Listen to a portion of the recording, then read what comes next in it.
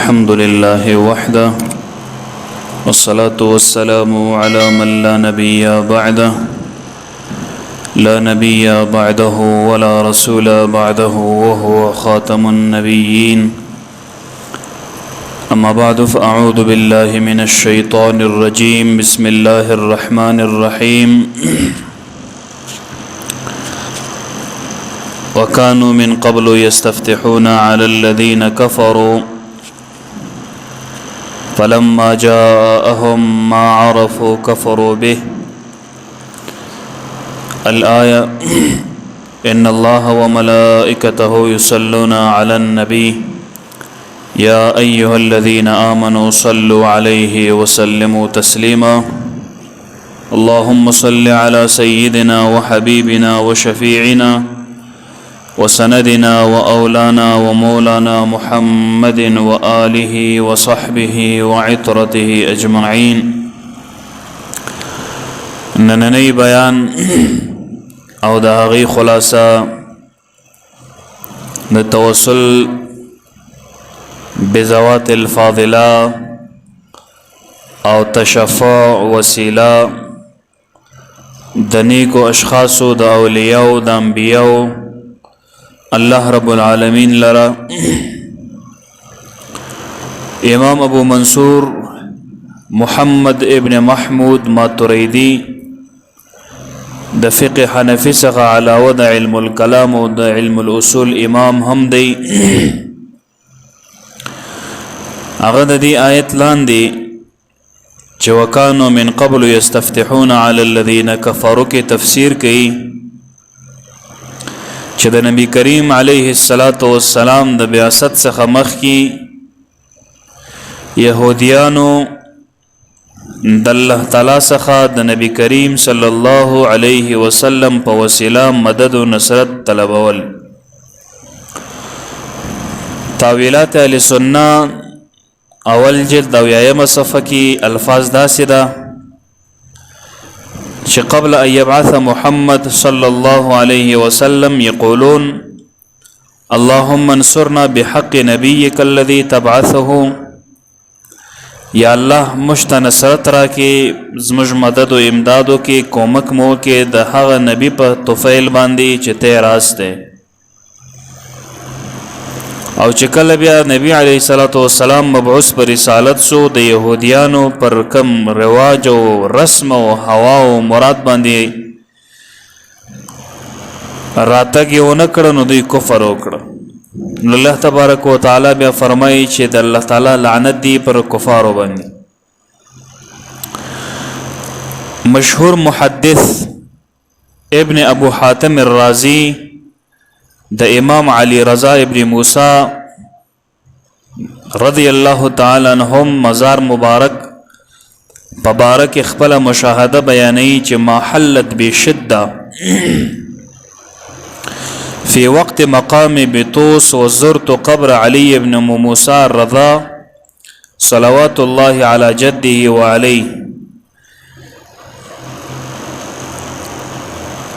ابن ابي حاتم الرازي رحمه الله فرمایي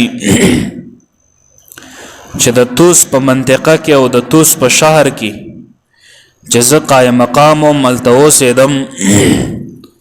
ما ته چې به کم مشکل پیش رالی چې کم مشکل به مخې تراتله نو د امام موسی رضی الله تعالی عنہ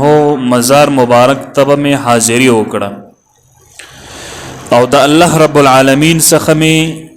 دعا کول د دې مشکل د لرېوالي څخه نو زما دعا به ژر قبلېدله او مشکل به لرې کېدل.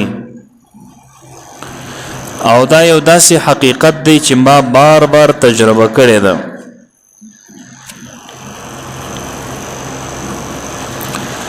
دغه شانته امام ابو بکر محمد ابن حسین اجری رحمه الله د څلورمې صدۍ یو عظیم امام او محدث دی. یو کتاب لري د الشریعه په نوم باندې د نبی علیه الصلاۃ والسلام باندې د توسل د يهودو مخکې تر بعثت ذکر کړي چې کله به جانب مقابل سره دوی جنگ وکړ نو فتح او نصرت به بیا د نبی علیه الصلاۃ والسلام د توسل څخه حاصلوي. داغي الفاظ دا دي چې وکانو اذا التقوا قالوا اللهم بحق محمد النبي الامي الذي وعدتنا انك تخرج الا نصرتنا عليهم. چې کله به د جنگ میدان راغی يهوديانو به دعا کول چې الله د نبی کریم علیه الصلاۃ والسلام په توفیل او داغي په حق باندې مشت نصرت راکې او مج امدادو کې او زمج غالب کې په هغه جانب مقابل باندې. فاجابهم الله رب لا يزال به داغي دعا قبول کړ. فنصر اليهود على العرب يهوديان به نصرت په عرب حاصلوي. نصرت به په دغه توسل باندې حاصلوي. خو چې کله نبی کریم علیه الصلاۃ والسلام بعثت وسو نو کافرانو انکار وکړ يهوديانو حسدا منهم حسد به درلود. د يهوديانو په یدل چې دا هغه نبی دی چې قران عظیم الشان کې د دوی چې کوم تورات او انجیل کې د دوی تذکرہ استا عیسی علیہ السلام موسی علیہ السلام مشتدغی تذکرہ کړی دا په دې کې هیڅ شک نشته دا رسول دی پیغمبر. نو الله رب العالمین د آیت کریمه نازل کړي چې وکانو من قبل یستفتحون. الشریعات 346 صفحه کې ذکر. دغه شانته امام طبرانی رحمه الله د انس ابن مالک څخه روایت کړي. دا روایت طبرانی معجم کبیر کې ذکر کړی دا 23 جلد 351 صفحه رقم د حدیث ته 8801 چې کله هر کله فاطمه بنت اسد ابن هاشم ام علی ابن ابي طالب وفات سو یعنی د حضرت علی رضی الله تعالی عنه والده مور وفات اسوا نبی علیه الصلاۃ والسلام راغي ور سره او د حضرت علی رضی الله عنه د مور سر ته ودرېد بیا ورته ویل چې رحمک الله یا امي از ما مور الله دې پتا باندې رحم وکي كنت امي بعد امي تزما د مور نه بعد تزما مور وي تا ما ته ډوډۍ را کول کاری په ما باندې اغوستا زدي مړولم او ستا په دې د الله اراده وا د الله تعالی رضا دی اراده وا د آخرت دی اراده وا. او نبی کریم علیه الصلاۃ والسلام امر وکړ چې د فاطمه بنت اسد چې د حضرت علی رضی الله عنه مور د 3 وار غسل ورکړي او بیا په خپل نبی کریم علیه الصلاۃ والسلام کافر ور باندې اچاو. بیا نبی علیه الصلاۃ والسلام اصحابه ابن زید راوغشته ابو ایوب انصاری راوغشته عمر ابن خطاب رضی الله عنه راوغشته او یو بل تور غلام راوغشته چې قبر وکینی. چې کله د دې قبر وکینه لحد ته ورسېده لحد په خپل نبی کریم علیه الصلاۃ والسلام په لاسونو باندې ور پرې کړ او د دې لحد خاور نبی علیه السلام په خپل لاسونو باندې را وېستل. چې کله د لحد ترتیب برابر سو نبی علیه الصلاۃ والسلام په خپل لحد مبارک اکشته سو به دعا ورته وک چې الله الذي يحيي ويميت وهو حي لا يموت. اے هغه خدای چې ته ژوندې مرګ نه لري ته مړ کېږې نه ته همیشه ژوندې. اغفر لأمي فاطمه بنت اسد ولقنها حجتها. یا الله فاطمه بنت اسد ته مغفرت وکړي او د قول ثابت قدمه کې ووسع عليها مدخلها. یا الله قبر ورته فراخ وګرځي بحق نبيك والانبياء الذين من قبل. دا توسل خپل د نبی په حق او خپل د نبی په توفیل او د هغه انبیاء په توفیل چې مخکې تیر سوي په خپل نبی کریم علیه الصلاۃ والسلام په خپل ځان باندې توسل غوښته ده. چې څوک د توسل به ذوات الفاضله څخه انکار کوي او حال دا چې نبی علیه الصلاۃ والسلام په خپل توسل غوښته ده په خپل ځان باندې او مخکنی انبیا ون دغه شانت امام قرطبی رحمه الله په جامع الاحکام القرآن د سورۃ النساء د دې آیت لاندې چې ولو انهم اذ ظلموا انفسهم جاءوك فاستغفروا الله واستغفر لهم الرسول لوجدوا الله توابا رحیما لاندې لیکي او د توسل تذکره د یو اعرابي د واقعي څخه بیانې چې ابو صادق د علی څخه روایت کړی ده هغه فرمایي چې یو کوچی اعرابي باندې چې ورسته تر 3 ورځې در دفن د نبی علی السلام ورسته راغی فرما بنفسه على قبر رسول الله خپل ځان د نبی علی السلام مبارک په قبر باندې واچول وحث على رأسه من ترابه او د نبی علیه السلام مبارک په قبر باندې دغه کوچی باندې چې ځان واچوي او بیا د رسول الله مبارک د مزار څخه خاورې راواخیستلې او خپل په سر باندې توی کړلې فقال قلت يا رسول الله فسمعنا قولك ووعيت عن الله فوعينا عنك وكان فيما انزل الله عليك دغه کوچی وای چې الله یا رسول الله قبر ته خطاب کی د نبی علیه السلام مبارک مزار ته خطاب کی چې الله تعالی فرمایله دا هغه خو صادق قول ده چې ولو انهم اذ ظلموا انفسهم جاءوك فاستغفروا الله کچیر دغه مسلمانان د صحابه د استا امت ظلم وکي د خپل ځان سره ګناه وکي او تا ته درس او بیا د الله څخه بخښه وغواړي او ته هم ورته بخښه وغواړې نو الله تعالی به د توبه قبول کړي هغه کوچی باندې چې وایي چې وقت ظلمت نفسي وجئتك تستغفر لي یا رسول الله ما د خپل ځان سره ظلم کړی دا او زه تا ته د دې لپاره راغلی یم چې ته زما مغفرت وغواړې زما بخښه وغواړې د الله تبارک وتعالی فنودي من القبر انه قد غفر لك وای د نبی علیه السلام د مزار څخه دا نعره ورته وسوله چې تا ته بخښه سوې ده تا ته مغفرت سوې قرطبی 5 جلد 255 نمبر صفحه کې دغه شانت امام قرطبی دا يهودو د وسیله ذکرم کوي په 2 جلد 20 صفحه کې چې حضرت عبد الله ابن عباس رضی الله عنهما ذکر کوي چې کله يهوديانو جنگ کوي نو په جنگ کې به د نبی علیه السلام توسل پیش کول بیا الله تعالی دوی ته نصرت هم ورکوي نو که څه هم کار يهودو کړي خو نیک کار کړي دا نصرت الله تعالی ورته ورکوي نو که توسل وسیله نیول په نبی علیه السلام باندې غلط کار وای نو الله تعالی جل جلاله دوی ته نصرت ورکوي مستدرک د حاکم امام حاکم نیشاپوری په المستدرک علی الصحیحین کې د سیدنا عمر فاروق رضی الله عنه روایت ذکر کړي چې څنګه حضرت آدم علی السلام په نبی علی السلام باندې وسیله نیولې ده او د الله تعالی څخه د ګناهونو بخښه غوښته او الله تبارک وتعالى د نبی علی السلام په برکت باندې بخښه مرته کړي او درجات یې بلند شوي لما اقترف آدم الخطيئه حدیث دی حدیث الفاظ دا دي چې کله د آدم علی السلام څخه خلاف اولا کاروسو آدم علی السلام فرمایل چې یا رب اسالک بحق محمد لما غفرت لي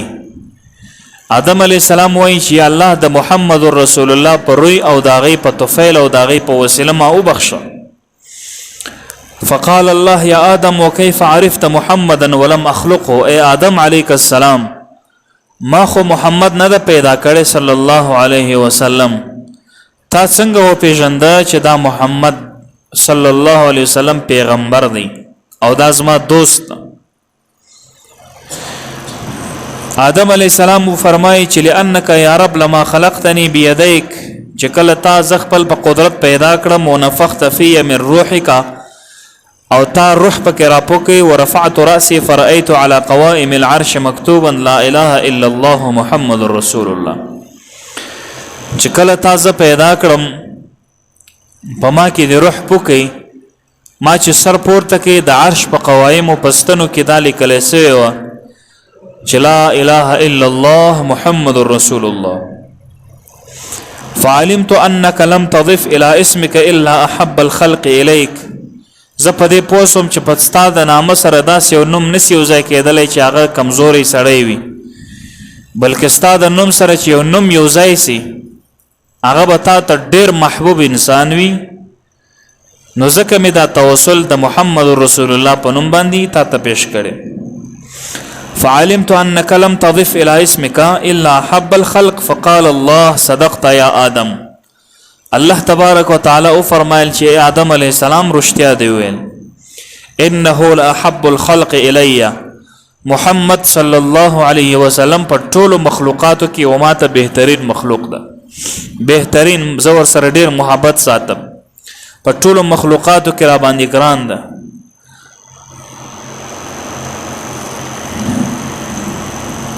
چې کله تا د هغې په حق او د هغې په طفیل او د هغې په وسیله دې زما څخه بخښه وغوښتل غفرت لك ولولا محمد ما خلقتك. خو ای آدم علیک السلام دا هم واوره که چیرې محمد رسول الله نه وای ته مې هم نه پیدا کولی. ستا وجود او ستا پیدایش د محمد رسول الله په پیدایش باندې ده. دا روایت حاکم په مستدرک کې ذکر کړی، دویم جلد 622 صفحه، رقم د حدیث دی 4228. بیهقی په دلایل النبوه کې ذکر کړی، پنځم جلد 409 صفحه. دغه شانته امام حاکم د حضرت عبدالله ابن عمر رضی الله تعالی عنهما څخه روایت کړي چې حضرت عمر ابن خطاب په عام الرماده یعنی قحط سالی په کال کې حضرت عباس ابن عبد المطلب یو وسیله پیش کړه. د الله تعالی څخه د باران غوښتلو وسیله حضرت عباس ابن عبد المطلب پیش کړه او بیا خلکو ته په خطبه کې وویل چې ایها الناس ان رسول الله كان يرى للعباس ما يرى الولد لوالدي. نبی علیہ الصلوۃ والسلام دومره احترام حضرت عباس صاحب ته درلودی لکه یو زوی چې پلار ته لري، يعظمه ويفخمه ويبر قسمه. د حضرت عباس صاحب نبی علیہ السلام بداغه عزت کول، هغه ته به قدر ورکوي، او چې کوم قسم به حضرت عباس واخسته نبی علیہ السلام باغه قسم ورپوره کوي. فاقتدوا ايها الناس برسول الله في عمه العباس. اي خلقو د نبی علیہ الصلوۃ والسلام اقتدا وکي په آقا باندې د نبی علیہ السلام چې آقا ته دومره عزت نبی علیہ السلام ورکړي د مشتاسب ورکو. واتخذوه وسيله الى الله فيما نزل بكم. اي خلقو تاسو حضرت عباس صاحب الله تبارک وتعالى ته وسیله پیش کړي په کوم مصیبت چې تاسو تراغله ده. حاکم په مستدرک دریم جلد 340 صفحه کې ذکر کړی دی. ابن حجر اسقلانی او زرقانی په مواهب اللدنیه کې ذکر کړی دی چې کوم شرح د زرقانی ده، یعنی د صحابه کرامو خصوصا د حضرت عمر فاروق ذهن او د عمر فاروق رضی الله تعالی عنہ مبارک عقیده دا چې حضرت عباس رضی الله عنه ته الله تبارک وتعالى مبارک وسیله پیش کو، نو الله تبارک وتعالى مشتاق باندې بارانم کوي او الله رب العالمین په مشتاق باندې دا برکت هم نازلې او د خشک سالی او قحط سالی مشتاق څخه ورکوي. نو کچیر وسیله جایز نه وای، توسل جایز نه وای، نو حضرت عباس صاحب څنګه حضرت عمر رضی الله عنه وسیله کوي الله تبارک وتعالى. دغه شان ته امام بیهقی مغه د عمر رضی الله عنه روایت ذکر کړی دا چې کله آدم علیه السلام څخه خطیه وسوله، آدم علیه السلام له په نبی علیه السلام وسیله پیش کړی دا او داغه په توفیل الله تعالی ورته بخشم کړي. علامه ابن عبد البر بل استيعاب فی معرفت الاصحاب کې نقل کوي چې ابو ایوب انصاری رضی الله تعالی عنہ د صحابه او د اکابر څخه د قسطنطنیه په معرکه او په جنگ کې ابو ایوب انصاری شریکو. د دشمن د سرحد سره قریب ابو ایوب انصاری رضی الله عنه مرض دومره شدت اختیار کړي چې ابو ایوب انصاری رضی الله عنه وصیت وکړ چې اذا انا مت فاحملوني فاذا صاففتم العدو فادفنوني تحت اقدامكم چې کلم ز مرسوم نظما میت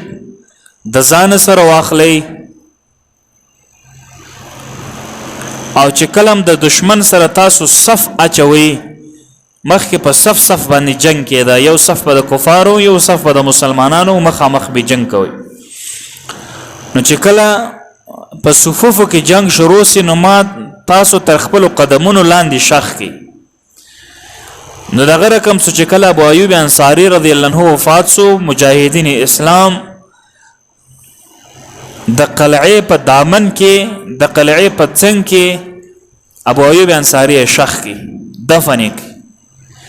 او دشمنانو ته دا خبر ورکړه چې دغه صحابي جلیل القدر ابو ایوب انصاری دلته شخ دی کچیر د دې به حرمتي وسوه نو بیا په ټوله اسلامي ملکونو کې د کفارو به یو ګرجه هم نه پاته ټوله بړنګو ختموي دا چې د دشمن په زړه کې هم د ابو ایوب انصاری رضی الله عنه د قبر حرمت او داغي شرف او عزت ولویدا او داغي قبر په احترام باندې کفار مجبور او د خپل فیوزات او د برکات په سلسله کې ابو ایوب انصاری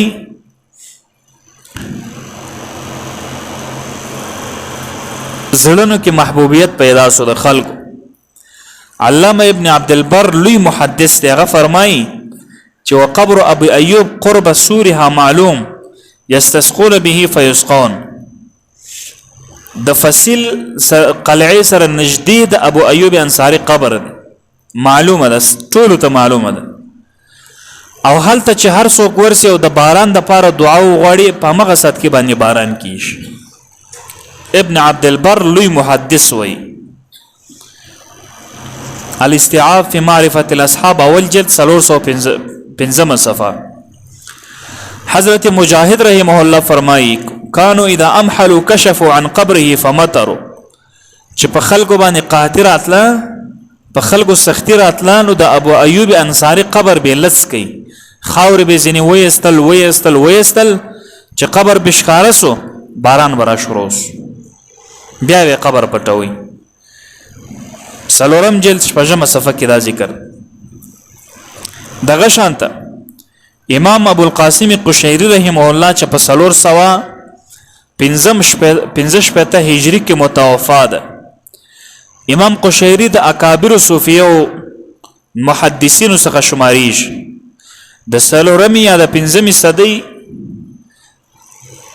داس یو شخصیت امام قشيري چې اهل مرجع و د فیوزات او د برکات او منبع و امام قشيري رحمه الله د یو معروف شخصیت معروف کرخی رحمه الله په باره کې بیان کړي چې خلق د معروف کرخی رحمه الله مزار سره به توسل حاصل ول او شفاعت بس او امام قشيري د معروف کرخی په قبر کې د خپل تجربي اساس بیان کی چې وکانه من المشایخ الكبار معرفی کرخی د لوی مشایخ څخه مجاب الدعوه دعا به جر قبل ده یستشفى بقبره چهار څوک به د امام معرفی کرخی قبر ته ورلی رب لا یزال باغ انسان ته شفا ورکول دا د معرفی کرخی کرامت یقول البغدادیون د بغداد خلق بویل چې قبر معروف تریاق مجرب چې د معروفی کرخی رحمه الله قبر دا یو اکسیر د دا دوايي دا ملهم دی او دا سره زر د چې هر څوک بیمار وي داغي قبر څنګه ته ورسي الله رب العالمین هغه ته شفا ورک الرساله القشيريه یو سلوشتمه صفحه کې دا خو محدثین د عام خلق وایي چې یو سړی قبر ته ورسي الله تعالی د قبر په برکت باندې د شفا ورکړي وای ته مشرک سولې نو تو صفت والے چې امام قشيري په دې خبره مشرک سو الیاذ بالله لوی محدث او لوی شخصیت په عالم دنیا کې ابو حامد محمد ابن محمد الغزالی په سنه 1515 هجری کې متوفا ده. هغه په احیاء علوم الدین کې په آداب السفر کې ذکر کړي چې ويدخل في جمله زياره قبور الانبياء وزياره قبور الصحابه والتابعين وسائر العلماء والاولياء. د سفر ادب دا چې کله یو ځای سفر کوي نو باید د انبیاء او قبرونو ته ولاړ شي. ګوره محدثین او علما مجتاز ته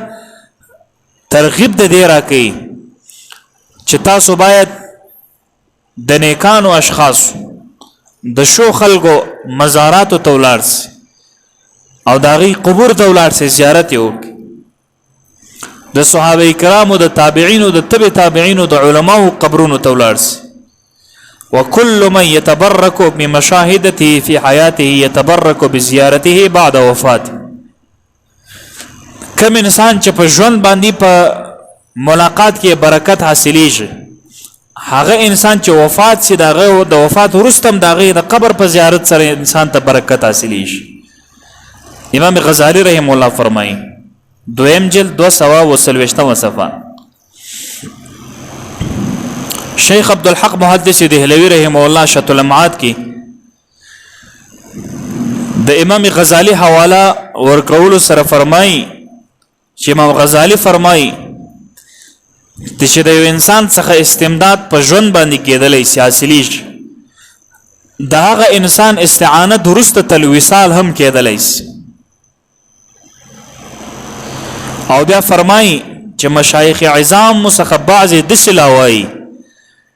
چې څلور کسان ما په خپل مشاهده کړی دي. امام غزالی فرمایي چې هغه لکه څنګه چې په خپل ژوند کې تصرف کوله دغه رقم هغه انسانان په قبر کې هم دغه څه تصرف کوي.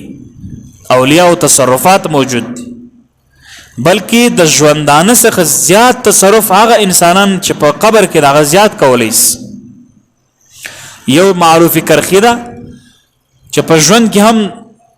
تصرف کول په قبر کې هم تصرف کوي. یو بل شیخ عبدالقادر جیلانی ده او د دین دوه د نورو اشخاص نومانه مواخست. وای دا اشخاص یادول صرف د حصر د پاره نه دي چې دا څلور کسان په خپل قبور کې تصرف کوي بل څوک نه شي کولای بلکې دا صرف د دې بیان کوي چې موږ په خپل مشاهده کړی دا څلور کسان چې دا په قبور کې تصرف کوي. دغه شانته قاضی عیاض رحمه الله چولی محدث تا په سنه 1540 هجری کې متوفا ده. تقریبا 200 کال مخکې عالم تیر شوی. هغه د ابو جعفر منصور چې په سنه 155 هجری کې مدینه منوره ته رالی او د امام مالک رحم الله څخه پوښتنه وکړه. ورته فرمایل چې زه نبی علیه الصلاۃ والسلام مزار ته ودرېږم نو زه آیا نبی علیه السلام مزار ته مخکم دعا ورته وکم کا او که د قبله طرف ته مخکم دعا وک. امام مالک رحم الله فرمایي چې ته څنګه مخ اړه د هغه پیغمبر څخه چې ستا هم وسیله ده او ستا د پلار او د نیکه د آدم علیه السلام هم وسیله ده ته ولې داسې مخ ځینې اړه نو معلومه ده چې آدم علیه السلام وسیله په نبی علیه الصلاۃ والسلام باندې نیولې ده او الله تعالی ورته بخښ او مغفرت کړی دی. قاضی عیاض رحمه الله په الشفاء دویم جلد 600 صفحه کې ذکر کوي چې حضرت عبد الله ابن عمر د حضرت عمر رضی الله عنه زوی یو لوی محدث ده او په امت کې یو لوی شخصیت ده متبع د سنتو ده. هغه به چې کله د نبی علیه الصلاۃ والسلام مبارک چې کوم منبر باندې کښینستی د نبی علیه السلام د منبر د ناستې په ځای باندې حضرت عبد الله ابن عمر لاس را تیروي او بیا به په تبرک د پاره خپل په مخ باندې موږي. نو کچیر دا شرک وي نو صحابه کرام په شرک نه پوهیږي چې د سور لسمې صدی یو ملا چرګک بیا فتوا د شرک ورکی په دې باندې. بل روایت قاضی عیاض په الشفاء بتعریف حقوق المصطفى دویم جلد 619 صفحه کې ذکر کړی ده. صفیه بنت نجده وای چې په قلنسوا په خولۍ کې د خالد ابن ولید رضی الله تعالی عنه سويشتان د نبی علی السلام پرته نبی علیہ الصلوۃ والسلام مبارک وشتیان وخریل او د تبرک او د خوردی د پاره په صحابه کرام باندې وویشل. ار صحابي یو وشتاخ لزان سره ساتي، یو وشتاخ لزان سره ساتي، یو وشتاخ لزان سره ساتي. خالد ابن ولید خو پیژنې لوی جهادي شخصیت دا صحابي دی. هغه د نبی علیہ الصلوۃ والسلام دا وشتانی واخسته او د خپل خولي مخ حصہ باندې کښېښوي. نبی علیہ السلام پوښتنه کوي چې یا خالد بما تصنع، ته په دې باندې څه کوې؟ دا وشتیان دي د خولي په مخ حصہ باندې کښېښول دا ولي؟ خالد ابن ولید رضی الله عنه فرمایي چې یا رسول الله زستا په دې وشته باندې نصرت حاصلوم په کفارو باندې. ګوره د صحابه څومره عقیده وه په تبرک باندې او په توسل باندې. نبی علیه الصلاۃ والسلام مبارک ته هم جذبه ورله په جلال باندې سو او فرمایل چې ای خالد تر هغه وخت پورې چې دغه خولي کې ستا د وشتان موجود وي تا ته الله رب العالمین نصرت درکې او فتح بدرکې چې هر ځای به کامیاب به. همدا وکنه چې خالد ابن ولید رضی الله تعالی عنہ د کافرانو په لکونو فوجونو په مینس کې بورلې د جهاد د پاره د سورلسو پنځلسو صحابه کرامو سره په لکونو فوج به هم مات کی، د دوی سبا یو شهید یو زخمی بم نه وسوي د نبی علیہ السلام د وشته مبارک په برکت سره. نو دغه روایت ذکر کوي وای د خالد ابن ولید رضی الله عنه سره سويشتان د نبی علیہ السلام په بعض جنگونو کې د خالد ابن ولید رضی الله عنه دا خولې زین الودل و خامخه جنگ دی، د جنگ حالات دی، کله خولې الودل، کله واسکټ الودل، کله بلسه. فشد عليها شدة انكر عليه اصحاب النبي، ډیره سختی رااله. مخکې داسې نه و چې کله به خالد ابن ولید رضی الله عنه جنگ میدان ته ورلی کامیاب به. په دغه جنگ کې صحابه کرام ټولو بدی ور باندې ویل چې دا ته څه حال جوړ کړ، ټول صحابه د شهیدان کړ، ټول صحابه د زخمیان کړ.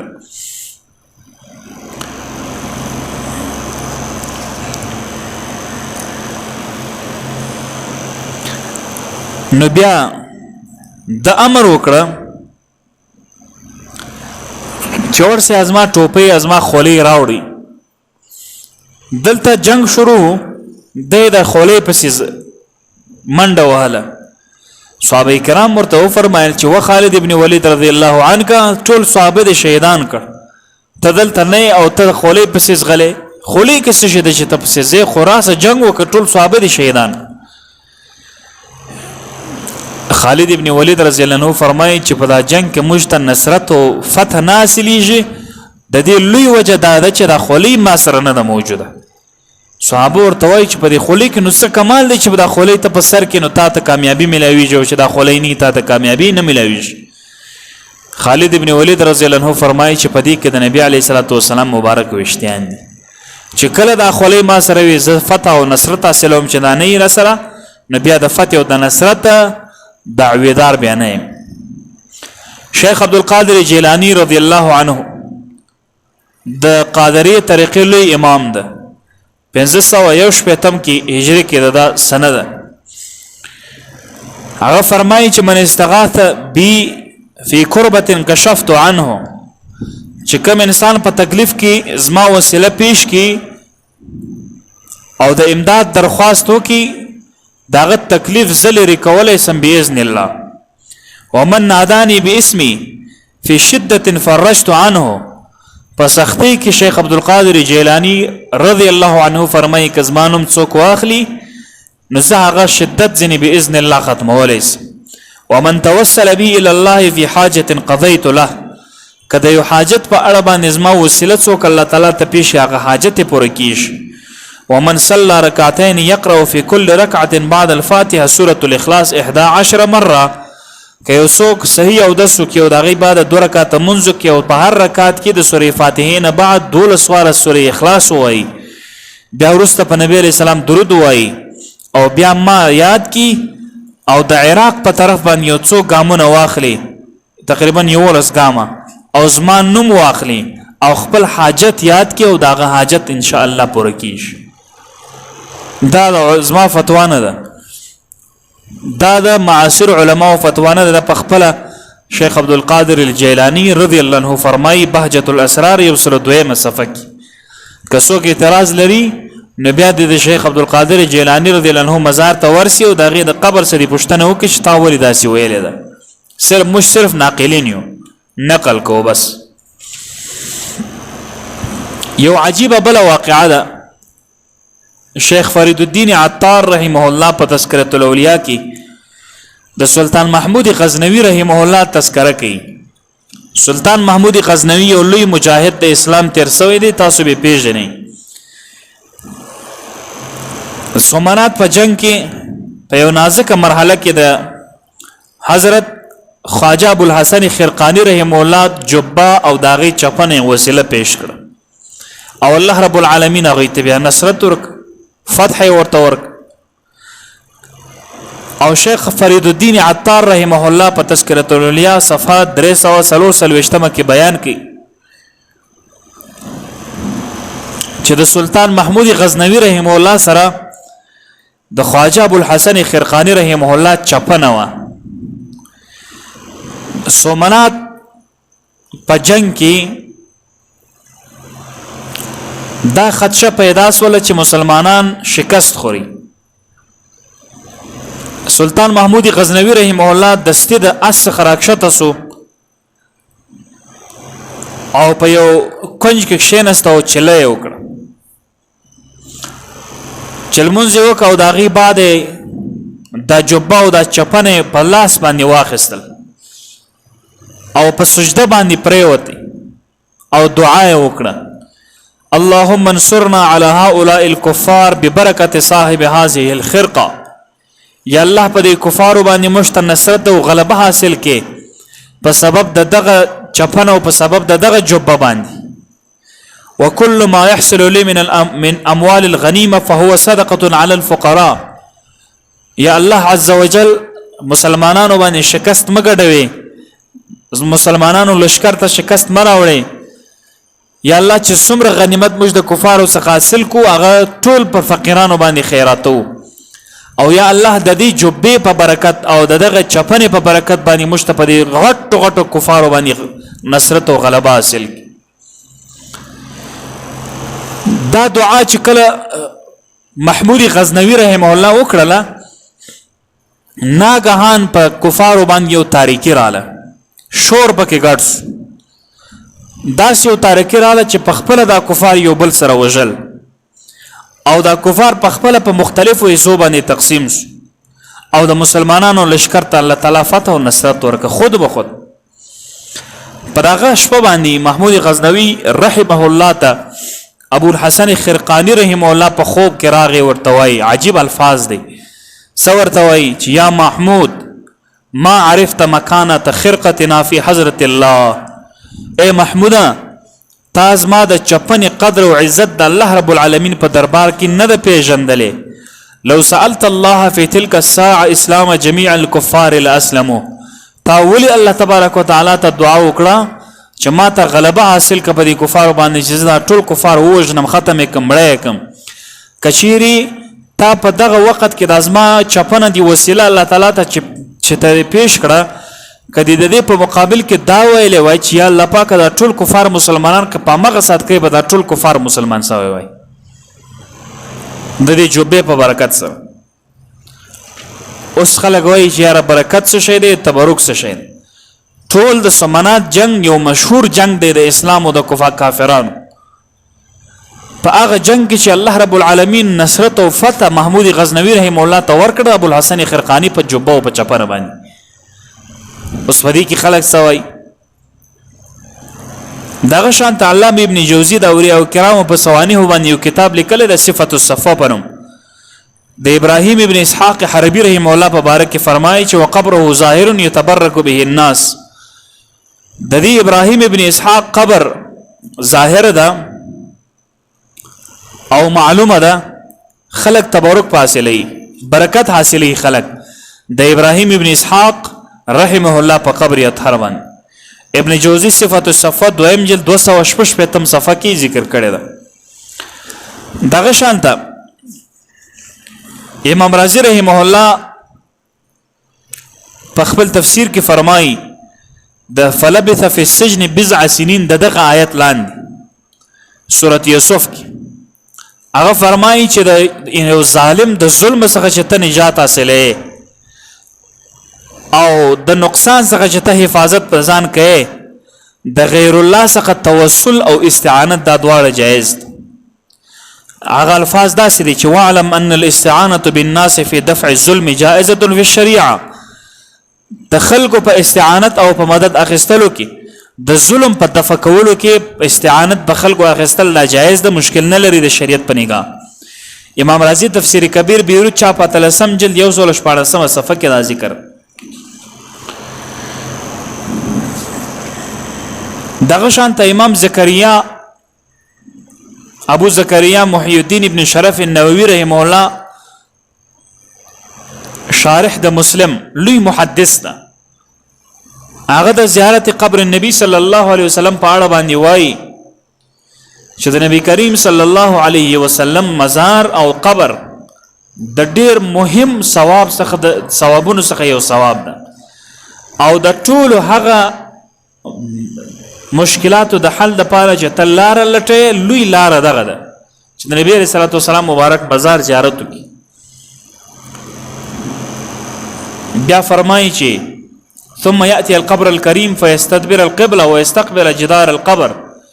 نبی علیہ السلام مزار ته چرازه نو قبله ته شاکا نبی علیہ السلام مبارک مزار ته مخکا ولی چې تر قبله چې کومه ده قبله یو مؤمن شرافت او فضیلت تر کعبه شریف ډیره ده د یو مؤمن شرافت تر کعبه ډیره ده. بیت الله شریف څوک ونړي پاغه نه قصاصي خو مؤمن چې مړ کې نه حق په قصاصي نو د مؤمن شرافت تر بیت الله تر کعبه شریف من وجه ډیره ده نو چې بیت الله شریف شرافت تر یو مؤمن کم سو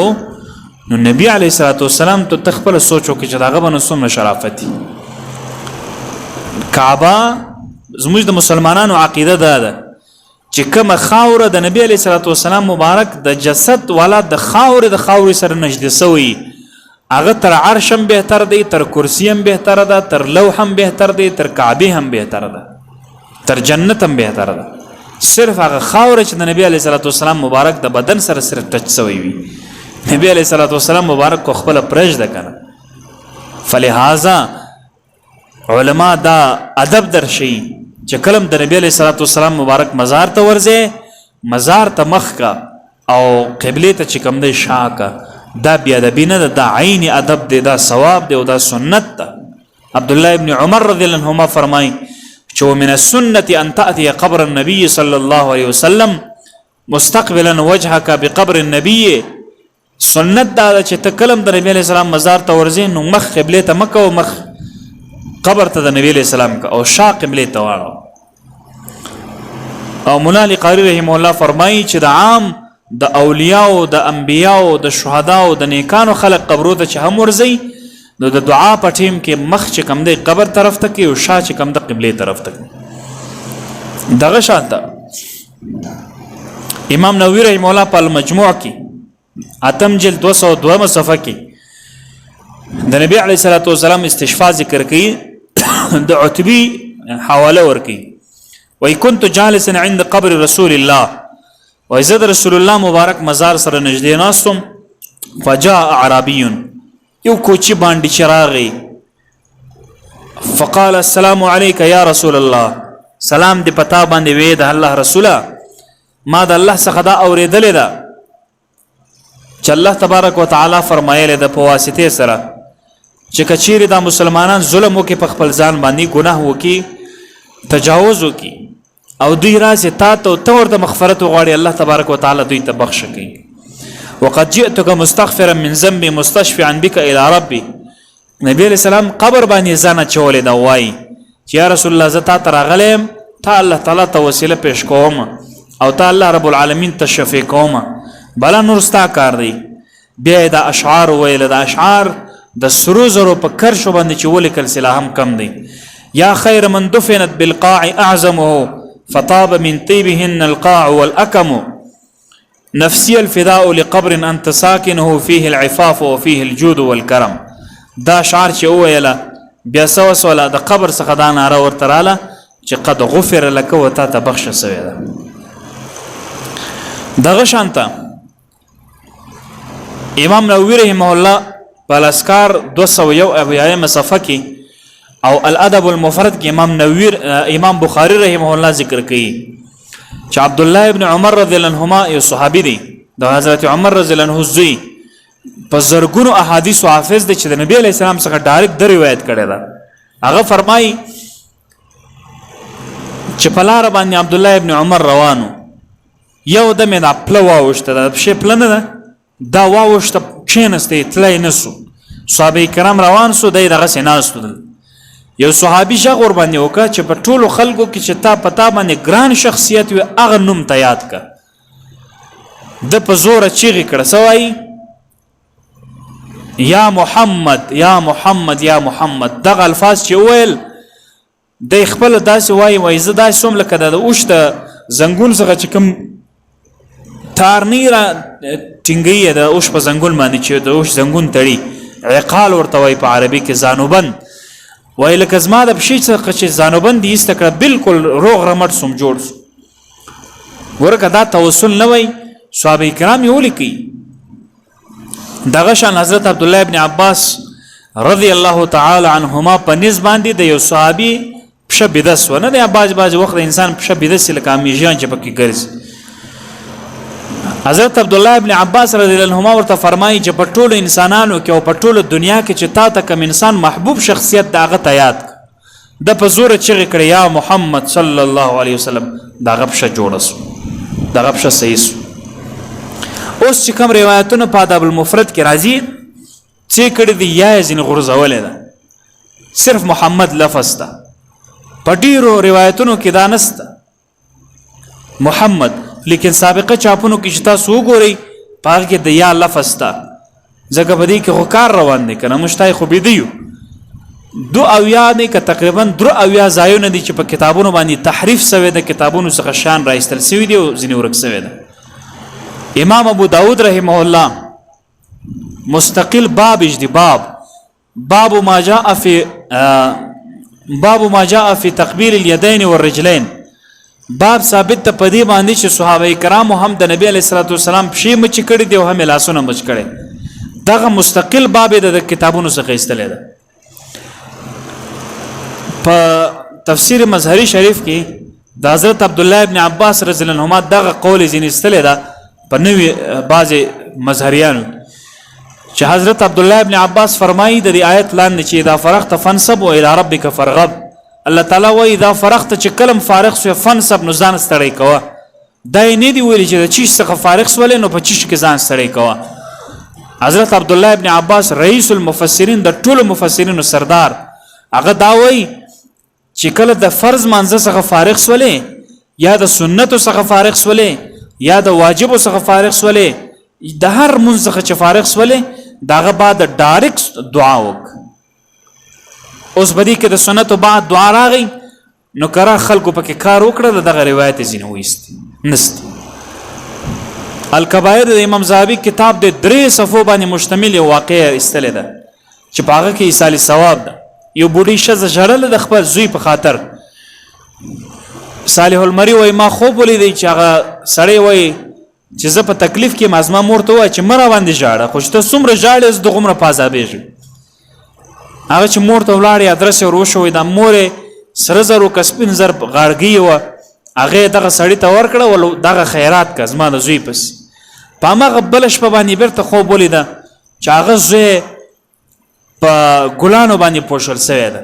ورته ویل چې ازما د مور صدقه و چې ما ته راورسېده په ماته ګټه راورسول زما سه عذابم ختم کړو زما درجات هم لوړ شو. دغه روایت 3 صفحو باندې مشتمل دغه ځینستل یعنی زه کم تاسو ته بیان کوم. اوس دغه روایت چې په امام بخاری رحم الله خو دروغ نه وایي امام بخاری باندې خو دوی عقیده لري جانب مقابل مخالف حضرات چې کم دي دا کم توسل وسیله نه مني دا امام بخاری مني. نو امام بخاری خو په ادب المفرد کې دام راوړل چې یا محمد आवाज صحابه کړي دي نبی علیہ السلام دلته نو موجود څنګه کړي دي کې جواز نه درلود نو څنګه کول نو مطلب د خبرې دا دی چې دلته دوی بیا څه کړي دي یا یې نستل چې دا مسله ثابته نسی خو البته علما موجود دي بار بار مشاهده کوي او د خلکو ته دا خبري ورشي دغه شانته امام کمال الدین ابن حمام حنفی رحمه الله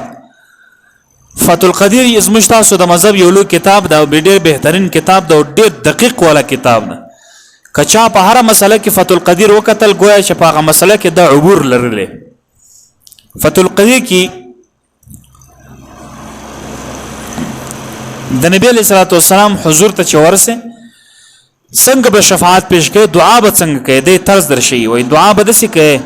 چې یا رسول الله اسالک الشفاعه یا رسول الله توسل بك الى الله اے د الله پیغمبر ز پتا وسیله نظم په الله تعالی باندې او زه صاحب شفاعت پیش کوم الله تبارک وتعالى ابن حمام فتح القدیر کې دا وایي دویم جلد 310 صفحه کې دغه شانته علامه احمد ابن عبد اللطیف الشرجی الحنفی رحمه الله هغه فرمایي چې د چا یو حاجت وي سلور رکعات المنز دیو کی په کومه طریقه دیو کی په دغه طریقه چې په اول رکعت کې سورې فاتحه او سورې اخلاص لسوار وای په اول رکعت کې په دویم رکعت کې سورې فاتحه او سورې اخلاص شل وار وای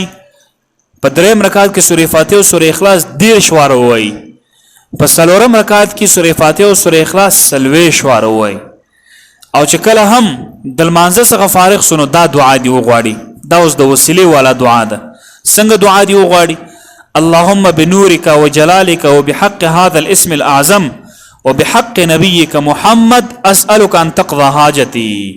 یا الله د رسول الله صلی الله علیه وسلم په توفیل او دغه په وسیله زما دا کار راوکی دا علما مشتوي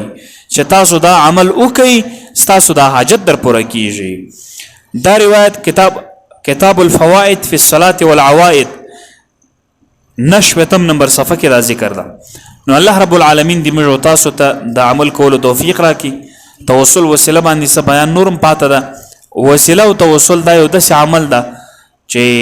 د ټول علماو په نسبت باندې اتفاقی فیصله ده